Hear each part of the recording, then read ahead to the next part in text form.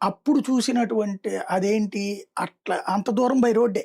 హ్మ్. ఈవెన్ నేను మళ్ళీ ఇంటికి రావాలన్నా, నా పిల్లలతో సాయంత్రం దీపావళి జరుపుకోవాలన్నా బై రోడ్డే. హ్మ్. అలాగా పరుగులు పెట్టేవాళ్ళు. అలాగే ఫ్లైట్ ఎక్కేసి ఎళ్ళాలన్నటువంటిది అంటే ఈవెన్ కంపెనీ ఫార్ములా పాలిసీలు కాదు, ఇది కాదు. కావాలంటే ఎళ్ళిపోవచ్చు.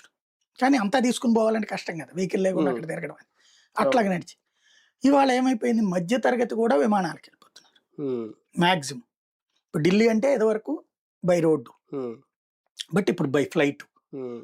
ఈ వైజాగ్ నుంచి హైదరాబాద్ అంటే నేను బై రోడ్డే ఎళ్ళేవాళ్ళం. హ్మ్. ట్రైనే. శశాంక్ మోహన్ నేను హ్మ్. కలిసి 2, 3 హ్మ్. సార్లు ఎళ్ళింది కూడా వైజాగ్. హ్మ్. ట్రైన్‌లోనే వెళ్ళేవాళ్ళం. హ్మ్. అదే ఇవాల్టి రోజున హ్మ్. గంటలో ఎళ్ళిపోవచ్చు. ఫ్లైట్. ఫ్లైట్ అయితే గనక.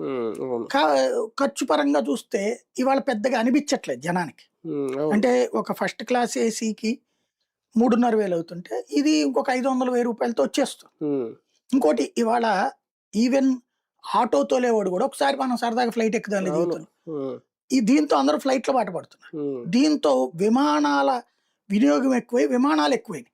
హ్మ్. దాంతో పైలట్‌ల కొరత ఏర్పడిపోయింది. అది. హ్మ్. ఈ పైలట్‌ల కొరత ఏర్పడినప్పుడు ఇప్పుడు నిన్న దీంట్లో 15,000 గంటలు ఫ్లై చేసిన ఒకతను, హ్మ్. 1500 గంటలు ఫ్లై చేసినాడు ఇంకొకాడు. అబ్బా! హ్మ్. 15,000 ఎక్కడ? 1500 ఎక్కడ? అదే కదా! హ్మ్. అంటే ముందు అక్కడ హ్మ్. ఇది. ఇక్కడ ఎవరికా